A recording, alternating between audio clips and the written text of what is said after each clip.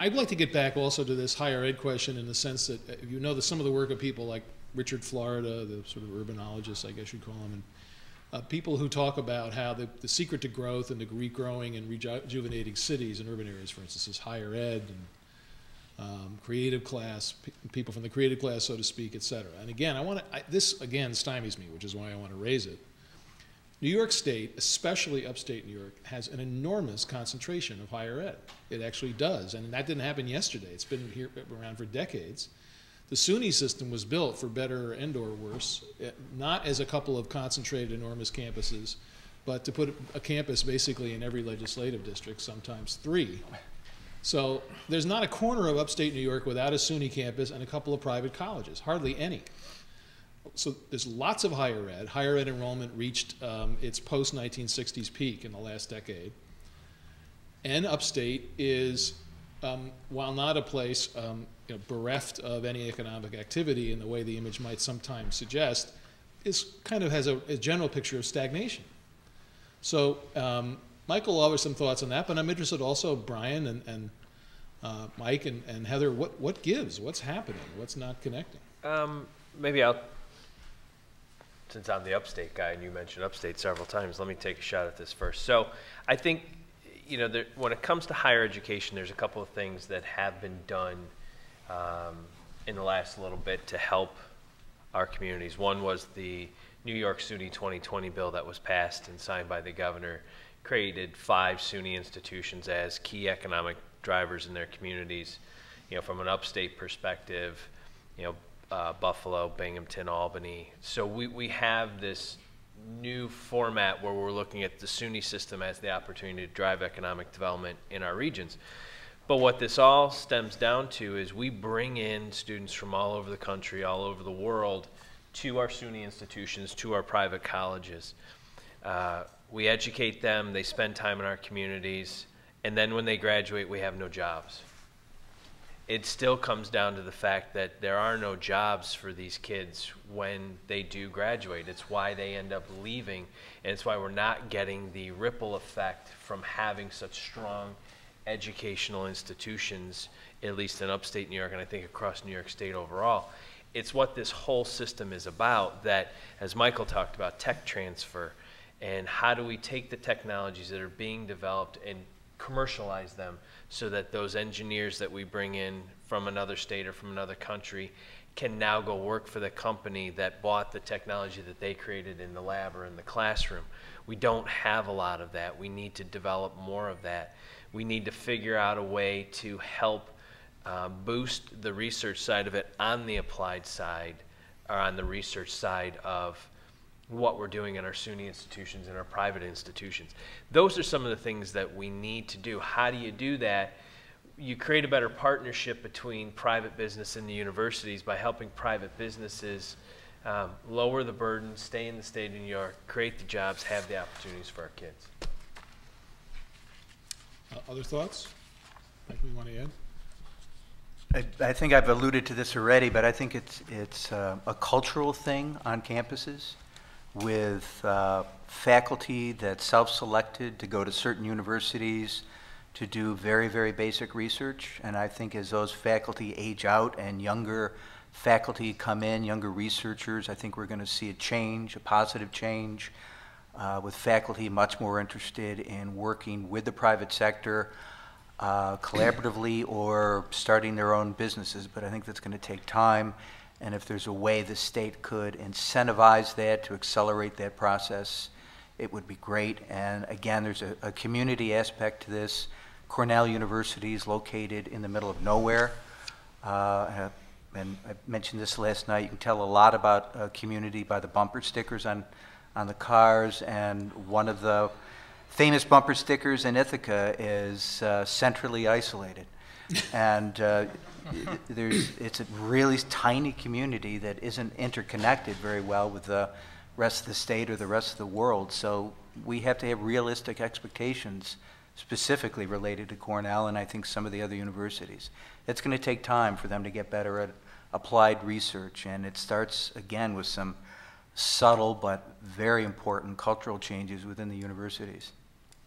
Heather? Yeah, I have a thought, which is, I think the question kind of is that it happened in Silicon Valley, and you can see that glowing success there, and why not in New York? And my view is that A is thinking about it the wrong way, because I think that was very organic. It was people who really liked the community they were living in, so they didn't want to move away from their college town, and a lot of sort of a cluster of people who were being educated in similar fields. And we don't actually have that. You pointed out we're spread out in the state. But I would argue that there are some very good success stories coming out of higher education in New York. I mean, almost none of them driven by governmental policies. But if you look even, I lived in Troy for many years, and in and around RPI, there are, I think, 3 or maybe 4 gaming companies.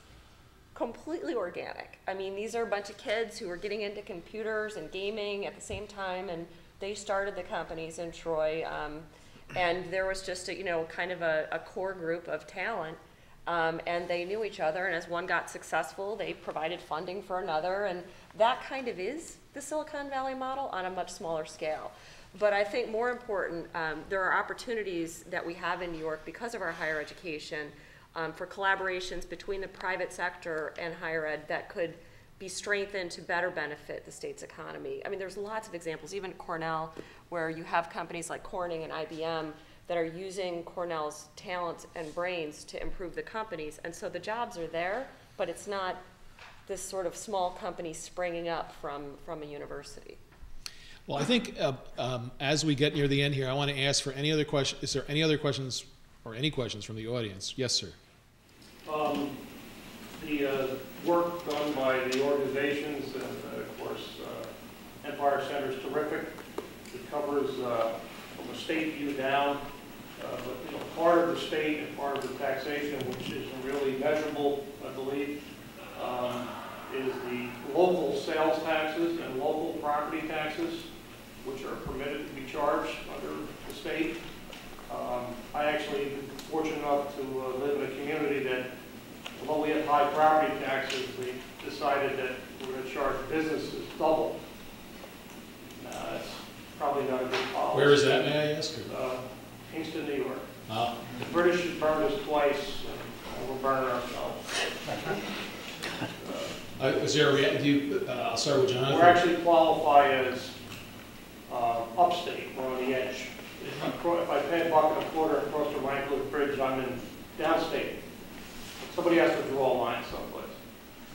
I would ask you, Jonathan, about to what extent do first of all, your measures, your statewide metrics, take account of some of these local issues? Particularly, it would seem difficult to measure the extent to which some states, New York, you have these homestead special rates and other tax treatments that may be hidden, but that actually tilt the tax burden more to businesses and to job creation.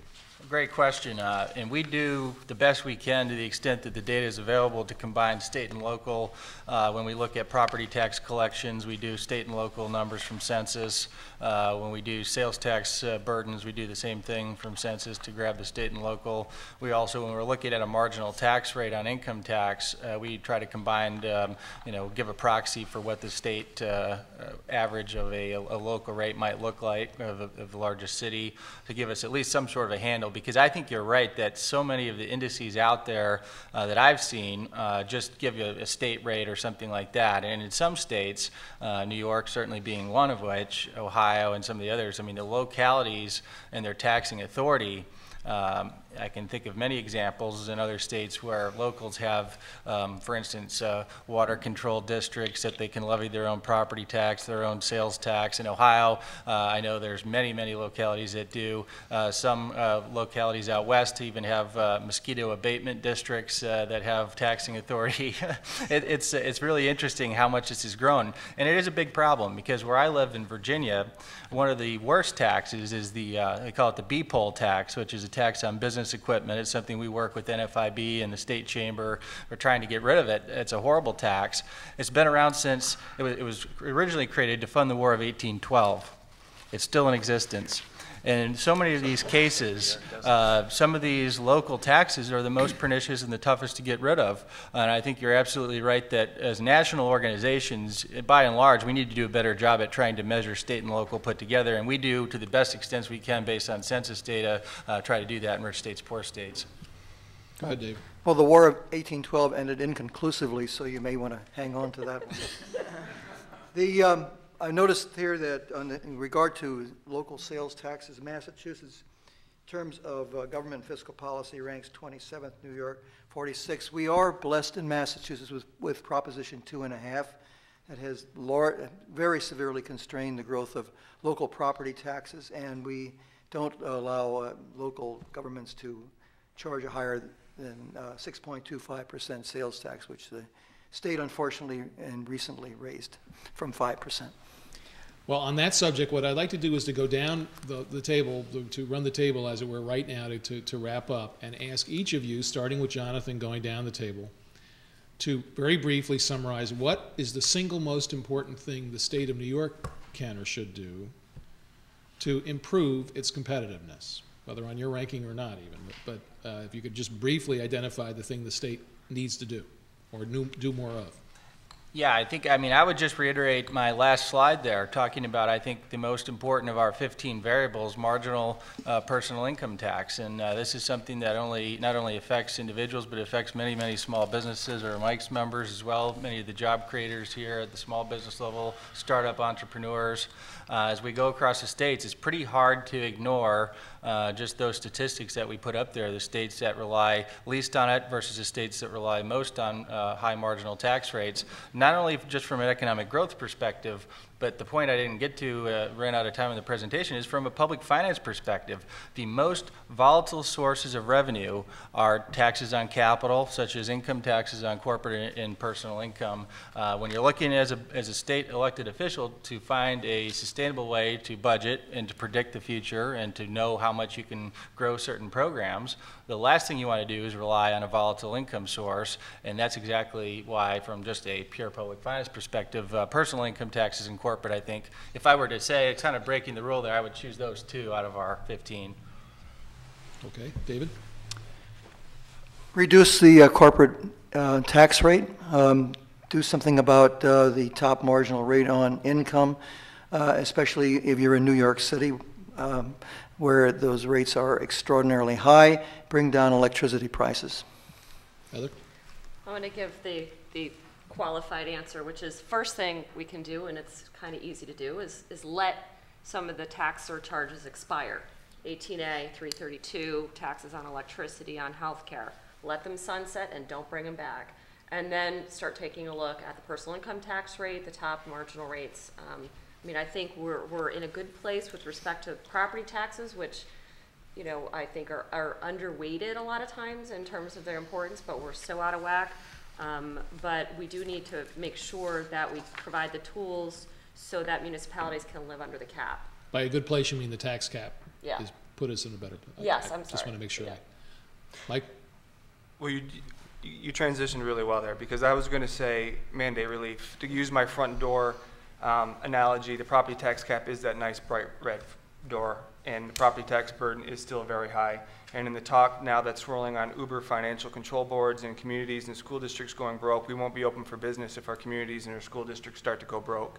And a lot of the themes about retaining people here and not hemorrhaging population and trying to retain the talent that we have will be lost if we don't deal with this. These are very sensitive and difficult conversations, but the governor's got a 70% approval rating, and when the legislature comes back, that should be and needs to be priority number one.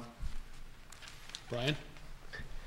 Yay, bombastic Mike is back. Hey, I wasn't going to let you be the only one. I'll summarize it in a quote, and that is, the definition of insanity is doing the same thing over and over again, expecting different results. Assemblyman Oaks and members of the Minority Conference in the Assembly have some fantastic ideas about how to stop New York from being insane and doing the same thing over and over again. It's time we let their issues be heard, be brought to the floor of both houses, voted on, passed by the governor, and stop doing the things that we have done relentlessly for decades that are just not working anymore.